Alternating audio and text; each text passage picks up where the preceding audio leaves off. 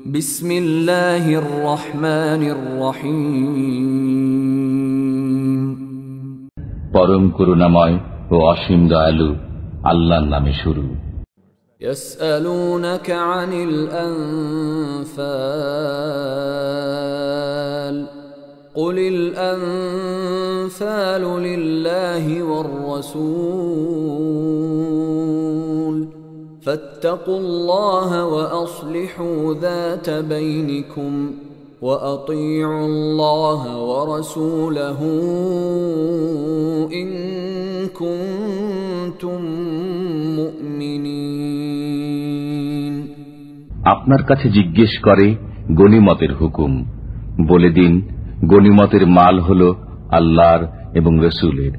অতএব তোমরা আল্লাহকে ভয় করো এবং নিজেদের অবস্থা সংশোধন করে নাও, আর আল্লাহ এবং তার রসুলের হুকুম মান্য করো যদি ঈমানদার হয়ে থাকো। ইন্নামাল মুমিনুনা আল্লাযীনা ইযা যুকিরাল্লাহু ওয়াজিলাত কুলুবুহুম ওয়া ইযা তুলিয়াত আলাইহিম আয়াতুহু যাদাতহুম ঈমানা وَإِذَا تُلِيَتْ عَلَيْهِمْ آيَاتُهُ زَادَتْهُمْ إِيمَانًا وَعَلَى رَبِّهِمْ يَتَوَكَّلُونَ। যারা ঈমানদার তারা এমন যে যখন আল্লাহর নাম নেওয়া হয় তখন ভীত হয়ে পড়ে তাদের অন্তর, আর যখন তাদের সামনে পাঠ করা হয় কালাম তখন তাদের ঈমান বেড়ে যায় এবং তারা স্বীয় পরওয়ারদিগারের প্রতি ভরসা পোষণ করে। আল্লাযীনা ইউকিমুনাস সালাতা ওয়া মিম্মা রাযাকনাহুম ইউনফিকুন। সে সমস্ত লোক যারা নামাজ প্রতিষ্ঠা করে এবং আমি তাদেরকে যে রুজি দিয়েছি তা থেকে ব্যয় করে। উলাইকা হুমুল মুমিনুনা হাক্কান লাহুম দারাজাতুন ইনদা রাব্বিহিম ওয়া মাগফিরাতুন ওয়া রিজকুন কারীম। তারাই হলো সত্যিকার ঈমানদার, তাদের জন্য রয়েছে স্বীয় পরওয়ারদিগারের নিকট মর্যাদা, ক্ষমা এবং সম্মানজনক রুজি। কামা আখরাজাকা রাব্বুকা মিন বাইতিকা বিল হাক্কি ওয়া ইন্না ফারীকাম মিনাল মুমিনিনা লাকারিহুন। যেমন করে তোমাকে তোমার পরওয়ারদিগার ঘর থেকে বের করেছেন ন্যায় ও সৎ কাজের জন্য, অথচ ঈমানদারদের একটি দল তাতে সম্মত ছিল না।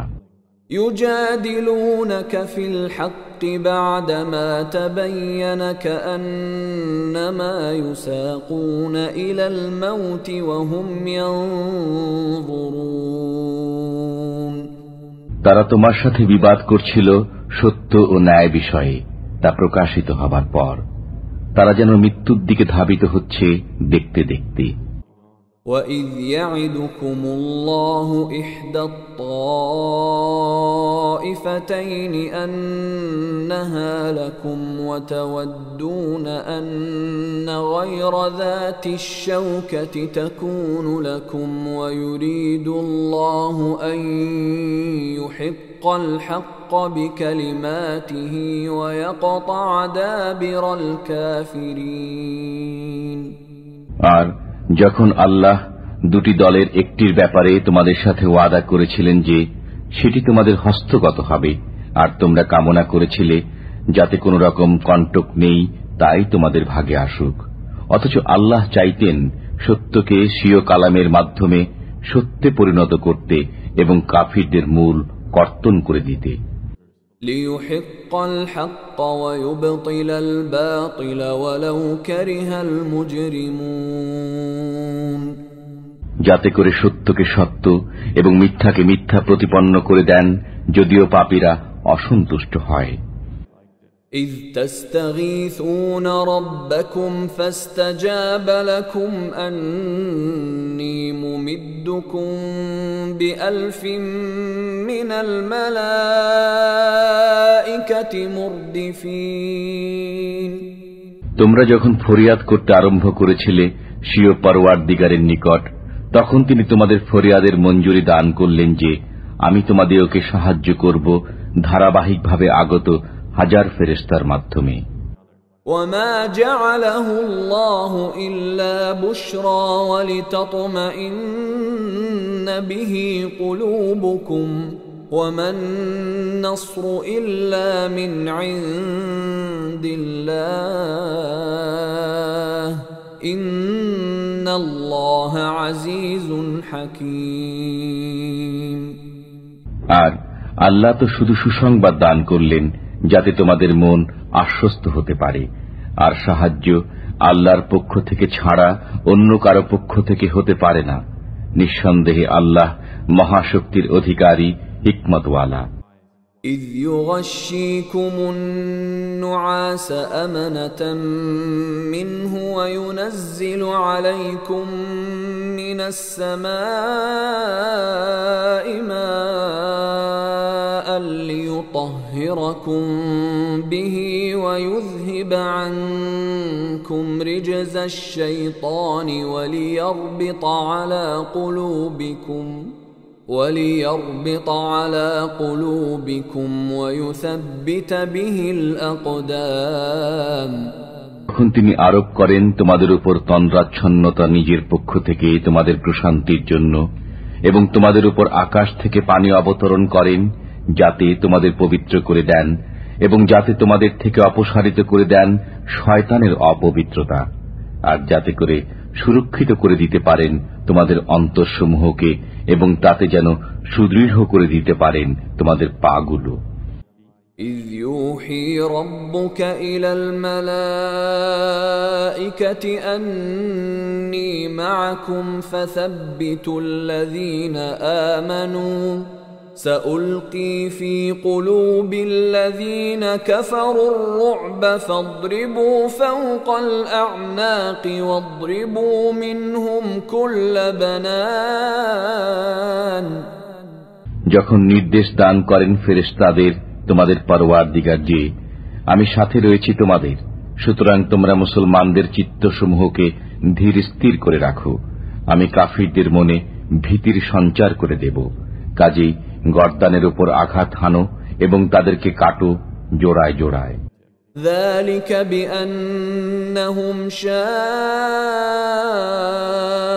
الله ورسوله ومن يشاقق الله ورسوله فإن الله شديد العقاب। যেহেতু তারা অবাধ্য হয়েছে আল্লাহ এবং তাঁর রসুলের, সেজন্য এই নির্দেশ। বস্তুত যে লোক আল্লাহ ও রসুলের অবাধ্য হয়, নিঃসন্দেহে আল্লাহর শাস্তি অত্যন্ত কঠোর।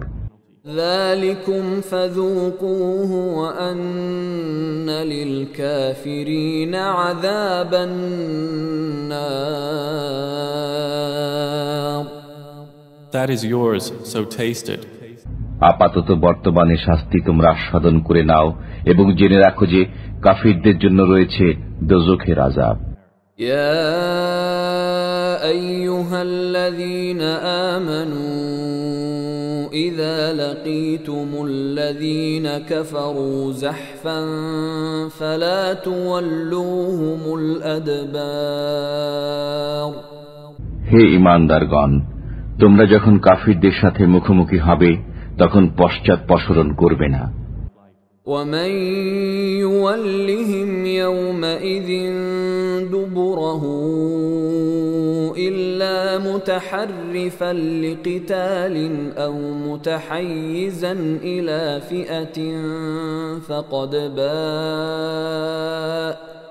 فقد باء بغضب من الله ومأواه جهنم وبئس المصير।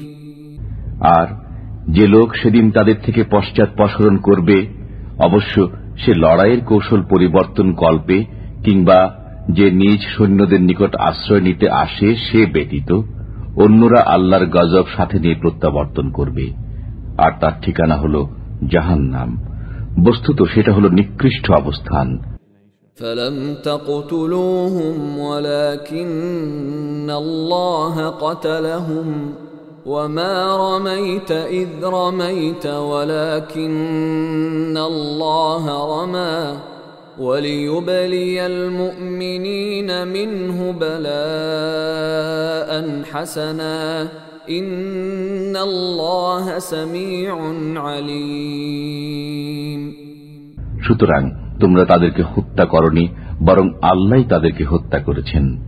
আর তুমি মাটির মুষ্টি নিক্ষেপ করনি যখন তা নিক্ষেপ করেছিলে, বরং তা নিক্ষেপ করেছিলেন আল্লাহ স্বয়ং, যেন ঈমানদারদের প্রতি ঈসান করতে পারেন যথার্থভাবে। নিঃসন্দেহে আল্লাহ শ্রবণকারী, পরিজ্ঞাত।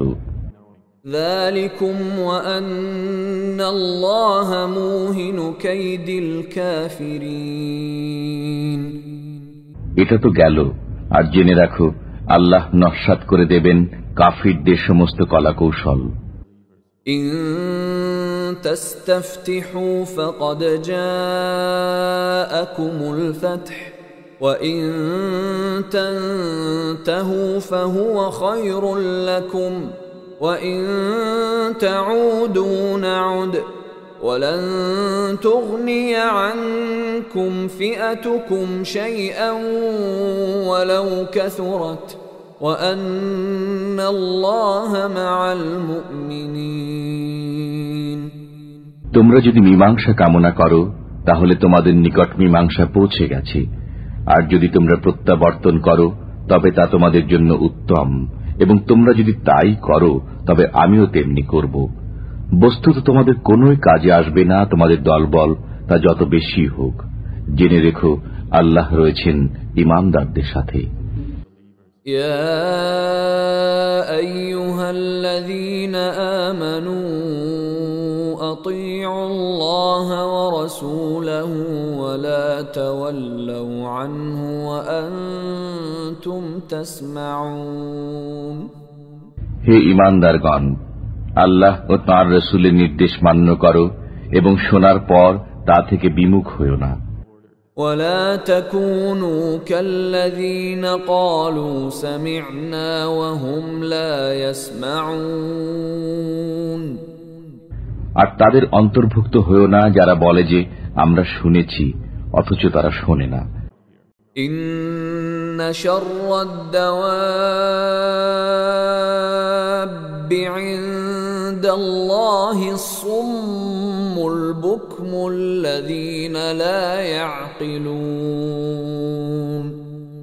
নিঃসন্দেহে আল্লাহ তাআলার কাছে সমস্ত প্রাণীর তুলনায় তারাই মূক ও বধির, যারা উপলব্ধি করে না। ولو علم الله فيهم خيرا لأسمعهم ولو أسمعهم لتولوا وهم معرضون. বস্তুত আল্লাহ যদি তাদের মধ্যে কিছুমাত্র শুভ চিন্তা দেখতেন তবে তাদেরকে শুনিয়ে দিতেন, আর এখনই যদি তাদের শুনিয়ে দেন তবে তারা মুখ ঘুরিয়ে পালিয়ে যাবে।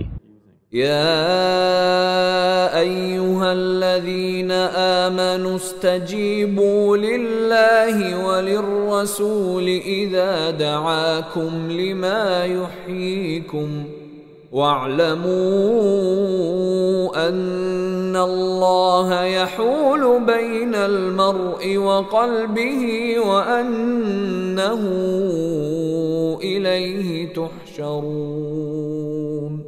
হে ঈমানদারগণ, আল্লাহ ও তাঁর রাসূলের নির্দেশ মান্য করো যখন তোমাদের যে কাজের প্রতি আহ্বান করা হয় যাতে রয়েছে তোমাদের জীবন। জেনে রেখো আল্লাহ মানুষের এবং তার অন্তরের মাঝে অন্তরায় হয়ে যান। বস্তুত তোমরা সবাই তাঁরই নিকট সমবেত হবে। واتقوا فتنة لا تصيبن الذين ظلموا منكم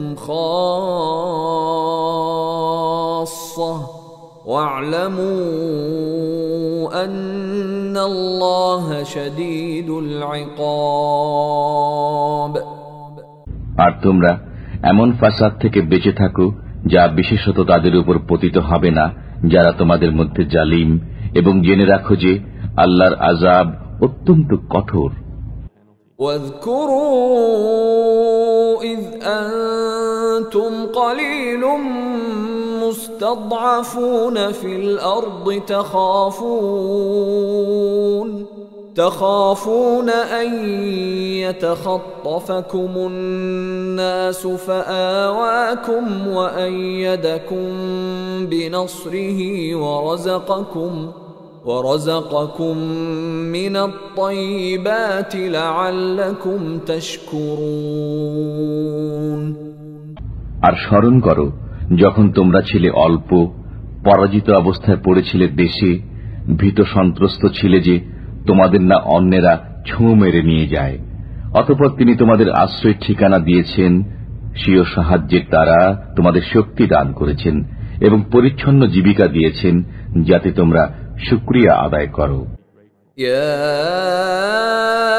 أيها الذين آمنوا لا تخونوا الله والرسول وتخونوا أماناتكم وأنتم تعلمون হে ঈমানদারগণ, খেয়ানত করো না আল্লাহর সাথে ও রাসূলের সাথে, এবং খেয়ানত করো না নিজেদের পারস্পরিক আমানতে জেনে শুনে। واعلموا أنما أموالكم وأولادكم فتنة وأن الله عنده أجر عظيم আর জেনে রাখো তোমাদের ধন সম্পদ ও সন্তান সন্ততি অকল্যাণের সম্মুখীনকারী, বস্তুত আল্লাহর নিকটে আছে মহা সওয়াব। يا أيها الذين آمنوا إن تتقوا الله يجعل لكم فرقانا ويكفر عنكم سيئاتكم ويغفر لكم والله ذو الفضل العظيم হে ঈমানদারগণ, তোমরা যদি আল্লাহকে ভয় করতে থাকো তবে তিনি তোমাদের মধ্যে ফয়সালা করে দেবেন এবং তোমাদের থেকে তোমাদের পাপকে সরিয়ে দেবেন এবং তোমাদের ক্ষমা করবেন। বস্তুত আল্লাহর অনুগ্রহ অত্যন্ত মহান।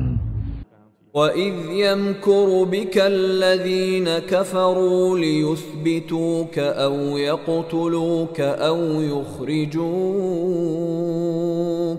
وَيَمْكُرُونَ وَيَمْكُرُ اللَّهُ وَاللَّهُ خَيْرُ الْمَاكِرِينَ আর কাফিররা যখন প্রতারণা করত আপনাকে বন্দী অথবা হত্যা করার উদ্দেশ্যে কিংবা আপনাকে বের করে দেওয়ার জন্য, তখন তারা যেমন চক্রান্ত করত তেমনি আল্লাহ কৌশল করতেন।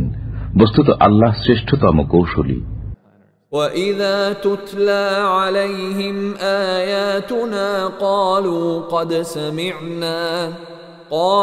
قد سمعنا لو نشاء لقلنا مثل هذا إن هذا إلا أساطير الأولين আর কেউ যখন তাদের নিকট আমার আয়াতসমূহ পাঠ করে তবে বলে, আমরা শুনেছি, ইচ্ছা করলে আমরাও এমন বলতে পারি, এ তো পূর্ববর্তী ইতিকথা ছাড়া আর কিছুই নয়।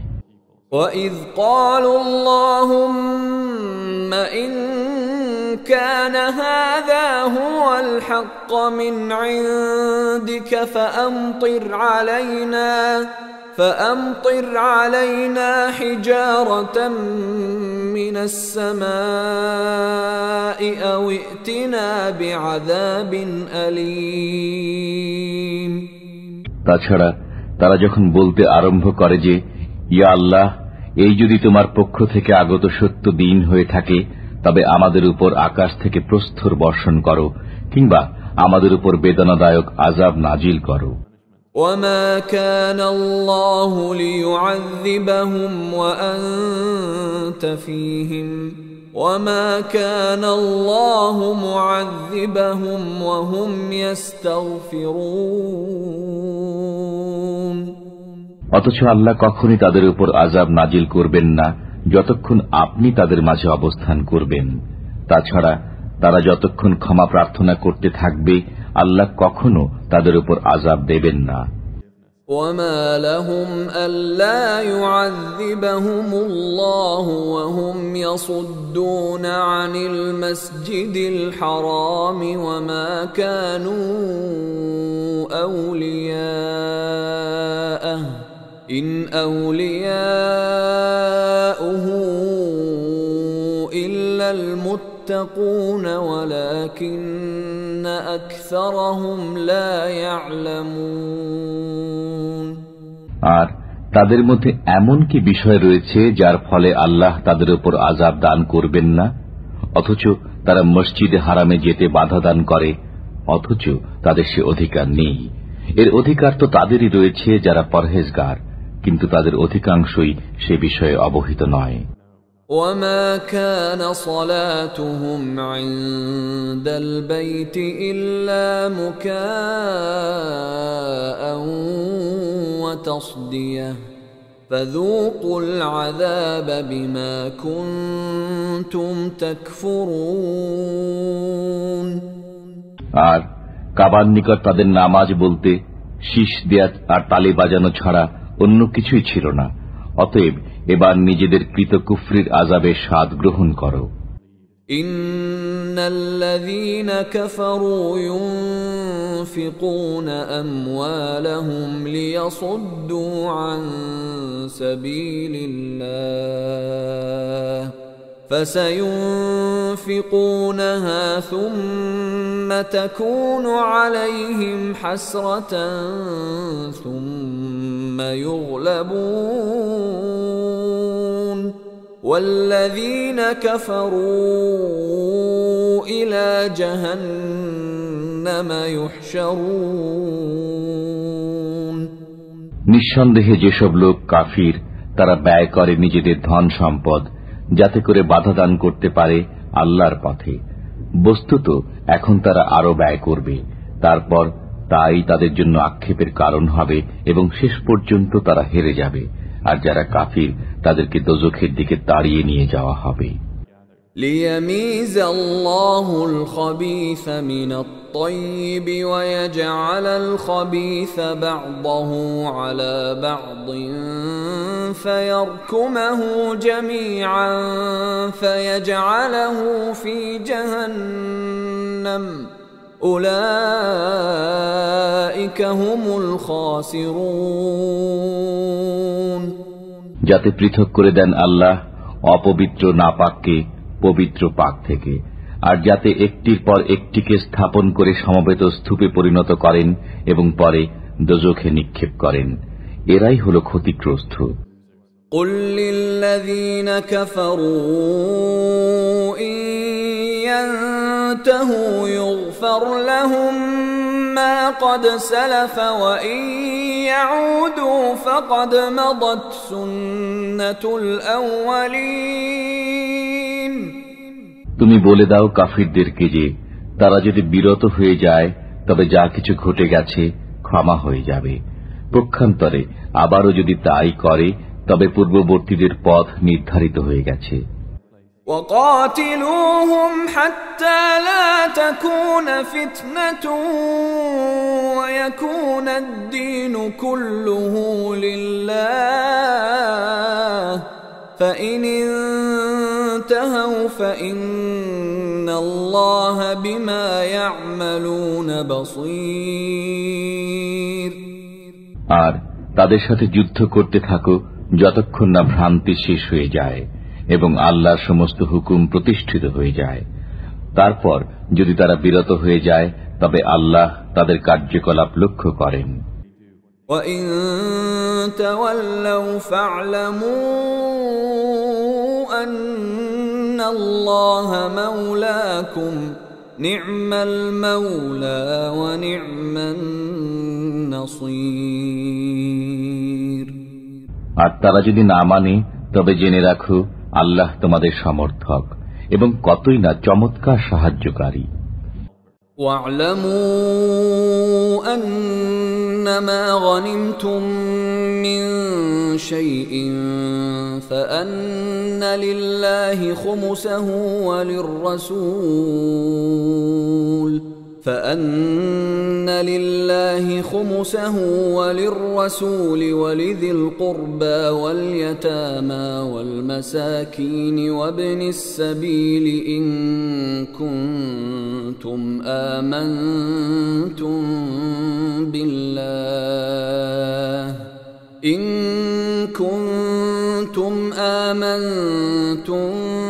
بالله وما أنزلنا على عبدنا يوم الفرقان يوم التقى الجمعان والله على كل شيء قدير। আর একথা জেনে রাখো যে কোন বস্তু সামগ্রীর মধ্য থেকে যা কিছু তোমরা গনিমত হিসেবে পাও তার 1/5 হল আল্লাহর জন্য, রসুলের জন্য, তার নিকট আত্মীয় স্বজনের জন্য এবং এতিম, অসহায় ও মুসাফিরদের জন্য, যদি তোমাদের বিশ্বাস থাকে আল্লাহর উপর এবং সে বিষয়ের উপর যা আমি আমার বান্দার প্রতি অবতীর্ণ করেছি ফয়সালার দিনে, যেদিন সম্মুখীন হয়ে যায় উভয় সেনাদল। আর আল্লাহ সবকিছুর উপরই ক্ষমতাশীল। إذ أنتم بالعدوة الدنيا وهم بالعدوة القصوى والركب أسفل منكم ولو تواعدتم لاختلفتم في الميعاد ولكن ليقضي الله أمرا كان مفعولا ليهلك من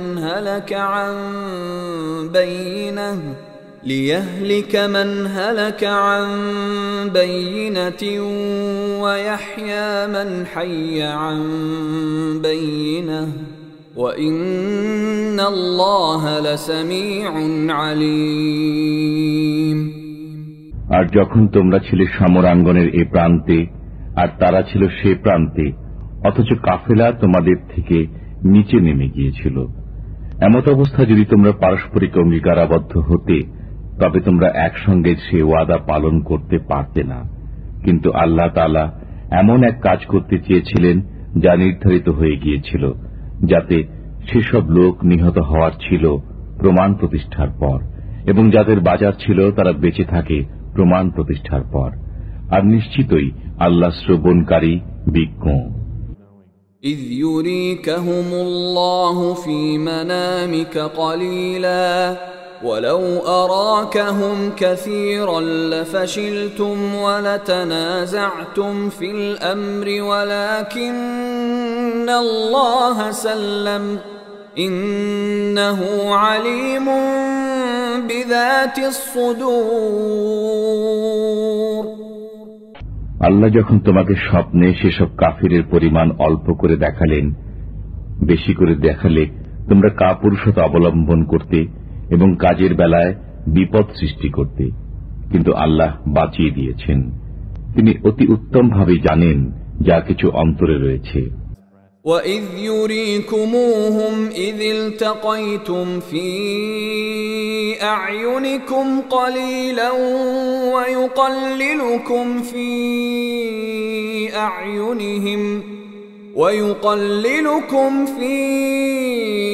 أَعْيُنِهِمْ لِيَقْضِيَ اللَّهُ أَمْرًا كَانَ مَفْعُولًا وَإِلَى اللَّهِ تُرْجَعُ الْأُمُورُ।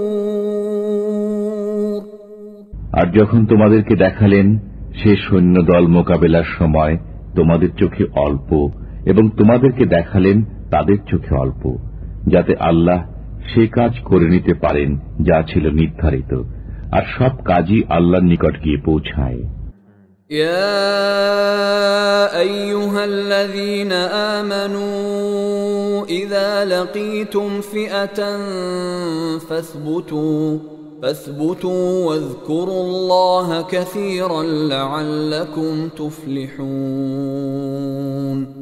হে ঈমানদারগণ, তোমরা যখন কোনো বাহিনীর সাথে সংঘাতে লিপ্ত হও তখন সুদৃঢ় থাকো এবং আল্লাহকে অধিক পরিমাণে স্মরণ করো, যাতে তোমরা উদ্দেশ্যে কৃতকার্য হতে পারো।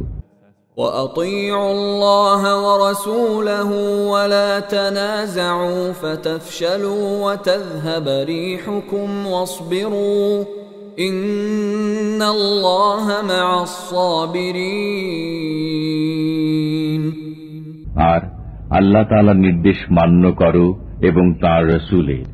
তাছাড়া তোমরা পরস্পরে বিবাদে লিপ্ত হইও না। যদি তা করো তবে তোমরা কাপুরুষ হয়ে পড়বে এবং তোমাদের প্রভাব চলে যাবে। আর তোমরা ধৈর্য ধারণ করো, নিশ্চয়ই আল্লাহ তাআলা রয়েছেন ধৈর্যশীলদের সাথে।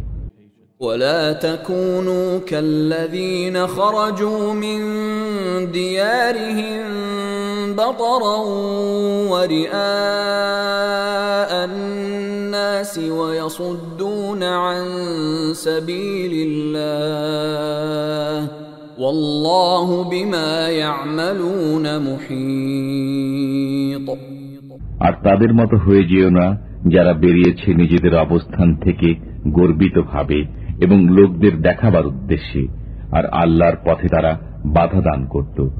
বস্তুত আল্লাহর আয়ত্তে রয়েছে সে সমস্ত বিষয় যা তারা করে।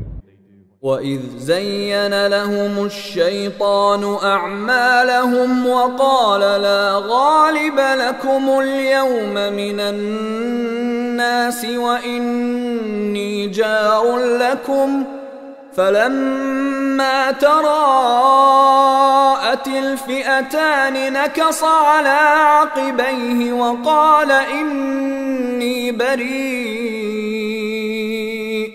وَقَالَ إِنِّي بريء منكم إني أرى ما لا ترون إني أخاف الله والله شديد العقاب আর যখন সুদৃশ্য করে দিল শয়তান তাদের দৃষ্টিতে তাদের কার্যকলাপকে এবং বলল যে আজকের দিনে মানুষই তোমাদের উপর বিজয়ী হতে পারবে না, আর আমি হলাম তোমাদের সমর্থক।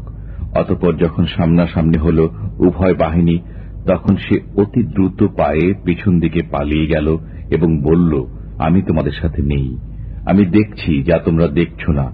আমি ভয় করি আল্লাহকে, আর আল্লাহর আযাব অত্যন্ত কঠিন।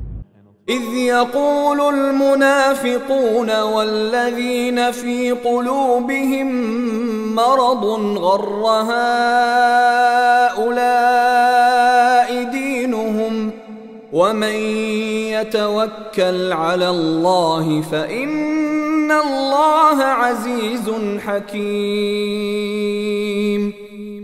যখন মুনাফিকরা বলতে লাগলো এবং যাদের অন্তর ব্যথিগ্রস্ত, এরা নিজেদের ধর্মের উপর গর্বিত।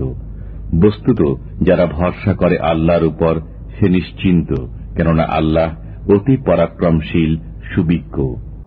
ولو ترى إذ يتوفى الذين كفروا الملائكة يضربون وجوههم وأدبارهم وذوقوا عذاب الحريق আর যদি তুমি দেখো যখন ফেরেশতারা কাফিরদের জান কবজ করে, প্রহার করে তাদের মুখে এবং তাদের পশ্চাৎ দেশে, আর বলে জ্বলন্ত আযাবের স্বাদ গ্রহণ করো।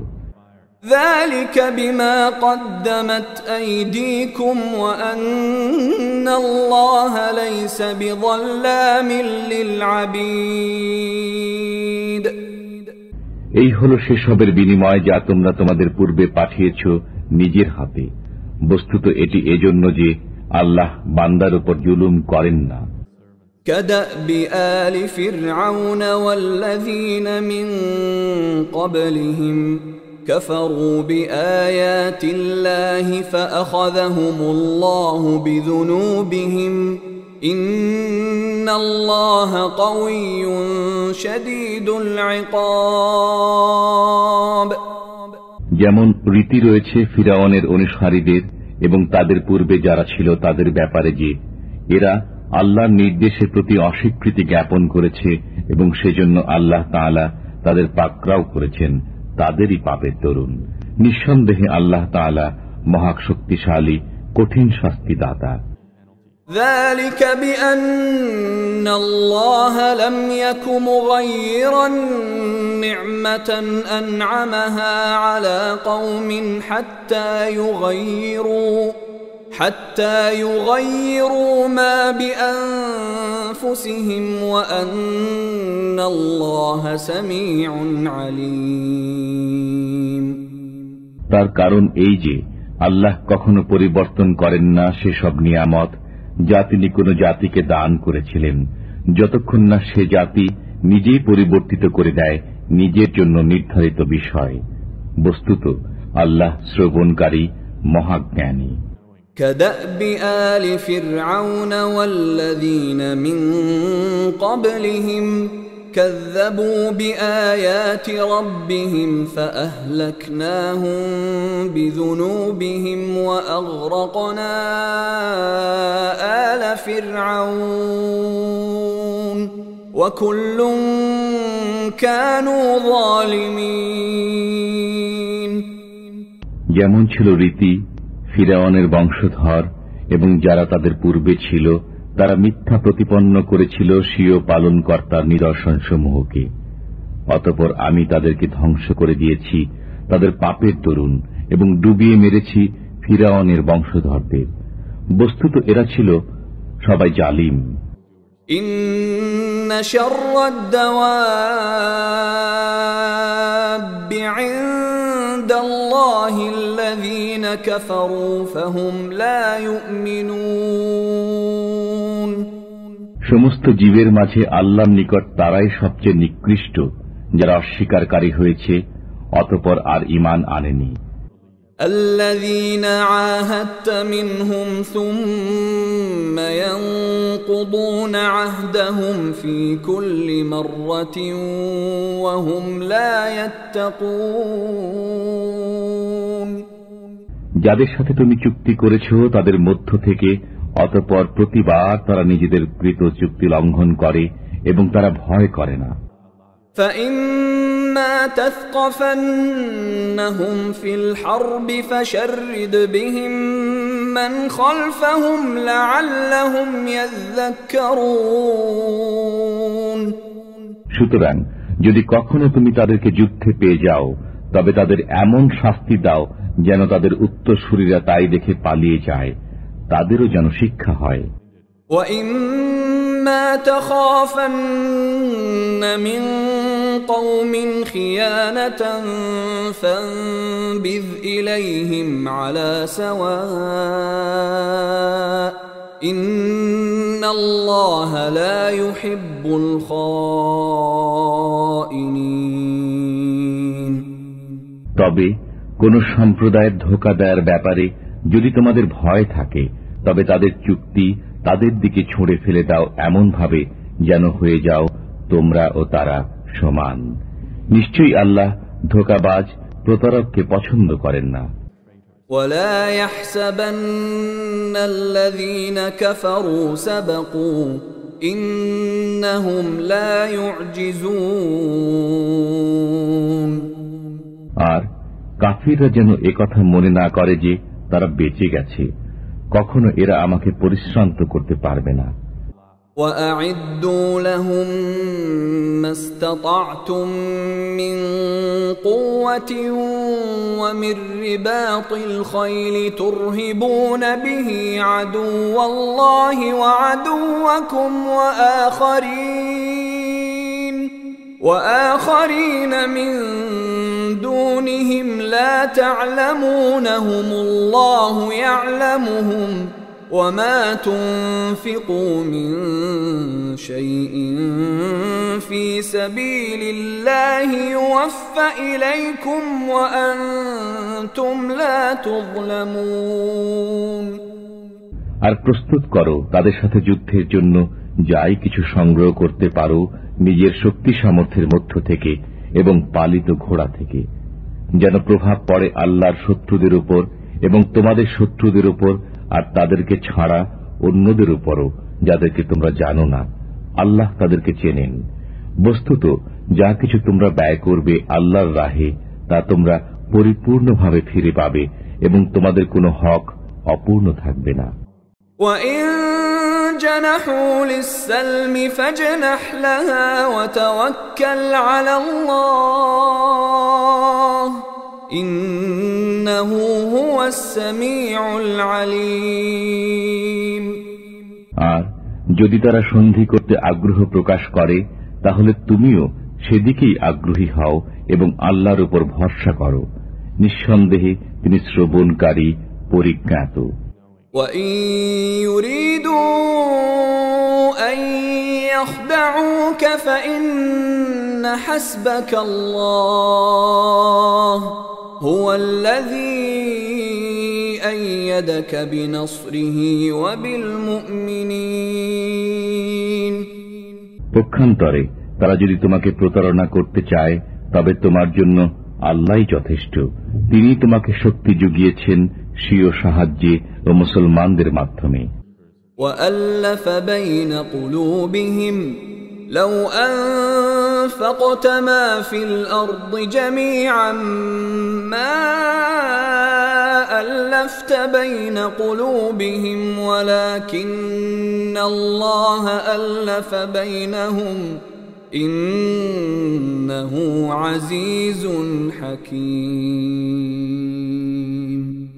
আর প্রীতি সঞ্চার করেছেন তাদের অন্তরে। যদি তুমি সেসব কিছু ব্যয় করে ফেলতে যা কিছু জমিনের বুকে রয়েছে, তাদের মনে প্রীতি সঞ্চার করতে পারতে না, কিন্তু আল্লাহ তাদের মনে প্রীতি সঞ্চার করেছেন। নিঃসন্দেহে তিনি পরাক্রমশালী, সুকৌশলী। ইয়া আইয়ুহান নাবিয়্যু হাসবুকাল্লাহু ওয়া মান ইত্তাবা'আকা মিনাল মুমিনিন। হে নবী, আপনার জন্য এবং যেসব মুসলমান আপনার সাথে রয়েছে তাদের সবার জন্য আল্লাহ যথেষ্ট। ইয়া আইয়ুহান নাবিয়্যু হাররিদিল মুমিনিনা আলাল কিতাল ইয়াকুম মিনকুম 20 সাবিরুন ইয়াগলিবু 200 وَإِن يَكُن مِّنكُم 100 يَغْلِبُوا 1000 مِّنَ الَّذِينَ كَفَرُوا بِأَنَّهُمْ قَوْمٌ لَّا يَفْقَهُونَ। হে নবী, আপনি মুসলমানদের উৎসাহিত করুন জিহাদের জন্য। তোমাদের মধ্যে যদি 20 জন দৃঢ়পদ ব্যক্তি বর্তমান থাকে তবে জয়ী হবে 200 মোকাবেলায়, আর যদি তোমাদের মধ্যে থাকে 100 লোক তবে জয়ী হবে 1000 কাফিরের উপর। তার কারণ ওরা জ্ঞানহীন। الآن خفف الله عنكم وعلم أن فيكم ضعفا فإن يكن منكم 100 صابرة يغلبوا 200 وإن يكن منكم 1000 يغلبوا 2000 بإذن الله والله مع الصابرين। এখন বোঝা হালকা করে দিয়েছেন আল্লাহ তাআলা তোমাদের উপর, এবং তিনি জেনে নিয়েছেন যে তোমাদের মধ্যে দুর্বলতা রয়েছে। কাজেই তোমাদের মধ্যে যদি দৃঢ়চিত্ত 100 লোক বিদ্যমান থাকে তবে জয়ী হবে 200 উপর, আর যদি তোমরা 1000 হও তবে আল্লাহর হুকুম অনুযায়ী জয়ী হবে 2000 উপর, আর আল্লাহ রয়েছেন দৃঢ়চিত্ত লোকদের সাথে। ما كان لنبي أن يكون له أسرى حتى يثخن في الأرض تريدون عرض الدنيا والله يريد الآخرة والله عزيز حكيم। নবীর পক্ষে উচিত নয় বন্দীদেরকে নিজের কাছে রাখা যতক্ষণ না দেশময় প্রচুর রক্তপাত ঘটাবে। তোমরা পার্থিব সম্পদ কামনা করো, অথচ আল্লাহ চান আখিরাত, আর আল্লাহ হচ্ছেন পরাক্রমশালী, হিকমতওয়ালা। لولا كتاب من الله سبق لمسكم فيما أخذتم عذاب عظيم। যদি একটি বিষয় না হতো যা পূর্ব থেকেই আল্লাহ লিখে রেখেছেন, তাহলে তোমরা যা গ্রহণ করছো সেজন্য বিরাট আযাব এসে পৌঁছাতো। فكلوا مما غنمتم حلالا طيبا واتقوا الله إن الله غفور رحيم। সুতরাং তোমরা খাও গনিমত হিসাবে তোমরা যে পরিচ্ছন্ন ও হালাল বস্তু অর্জন করেছ তা থেকে, আর আল্লাহকে ভয় করতে থাকো, নিশ্চয়ই আল্লাহ ক্ষমাশীল মেহেরবান। يا أيها النبي قل لمن في أيديكم من الأسرى إن يعلم الله في قلوبكم خيرا يؤتكم خيرا مما أخذ منكم ويغفر لكم والله غفور رحيم। হে নবী, তাদেরকে বলে দাও যারা তোমার হাতে বন্দী হয়ে আছে যে আল্লাহ যদি তোমাদের অন্তরে কোন রকম মঙ্গল চিন্তা রয়েছে বলে জানেন, তবে তোমাদেরকে তার চেয়ে বহুগুণ বেশি দান করবেন যা তোমাদের কাছ থেকে বিনিময় নেওয়া হয়েছে। তাছাড়া তোমাদেরকে তিনি ক্ষমা করে দেবেন, বস্তুত আল্লাহ ক্ষমাশীল করুণাময়। وَإِن يُرِيدُوا خِيَانَتَكَ فَقَدْ خَانُوا اللَّهَ مِن قَبْلُ فَأَمْكَنَ مِنْهُمْ وَاللَّهُ عَلِيمٌ حَكِيمٌ। আর যদি তারা তোমার সাথে প্রতারণা করতে চায়, বস্তুত তারা আল্লাহর সাথেও ইতিপূর্বে প্রতারণা করেছে, অতঃপর তিনি তাদেরকে ধরিয়ে দিয়েছেন, আর আল্লাহ সর্ববিষয়ে পরিজ্ঞাত সুকৌশলী। ইন্নাল্লাযীনা আমানু ওয়া হাজারু ওয়া জাহাদু বিআমওয়ালিহিম ওয়া আনফুসিহিম ফী সাবীলিল্লাহি ওয়াল্লাযীনা আওয়াউ ওয়া নাসারু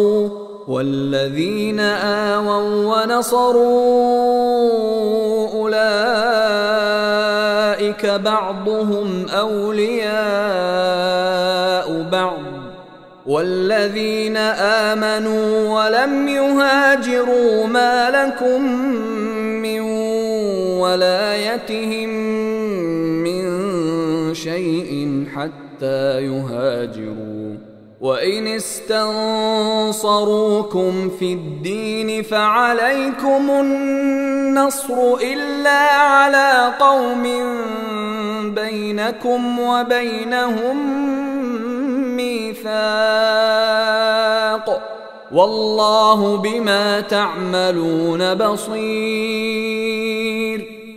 এতে কোনো সন্দেহ নেই যে যারা ঈমান এনেছে, দেশ ত্যাগ করেছে, স্বীয় জান ও মাল দ্বারা আল্লাহর রাহে জিহাদ করেছে এবং যারা তাদেরকে আশ্রয় ও সাহায্য সহায়তা দিয়েছে, তারা একে অপরের সহায়ক। আর যারা ঈমান এনেছে কিন্তু দেশ ত্যাগ করেনি, তাদের বন্ধুত্বে তোমাদের প্রয়োজন নেই যতক্ষণ না তারা দেশ ত্যাগ করে। অবশ্য যদি তারা ধর্মীয় ব্যাপারে তোমাদের সহায়তা কামনা করে, তবে তাদের সাহায্য করা তোমাদের কর্তব্য, কিন্তু তোমাদের সাথে যাদের সহযোগী চুক্তি বিদ্যমান রয়েছে তাদের মোকাবেলায় নয়। বস্তুত তোমরা যা কিছু করো আল্লাহ সেসবই দেখেন। والذين كفروا بعضهم أولياء بعض إلا تفعلوه تكن فتنة في الأرض وفساد كبير। আর যারা কাফির তারা পারস্পরিক সহযোগী বন্ধু। তোমরা যদি এমন ব্যবস্থা না করো তবে দাঙ্গা হাঙ্গামা বিস্তার লাভ করবে এবং দেশময় বড়ই অকল্যাণ হবে। والذين آمنوا وهاجروا وجاهدوا في سبيل الله والذين آووا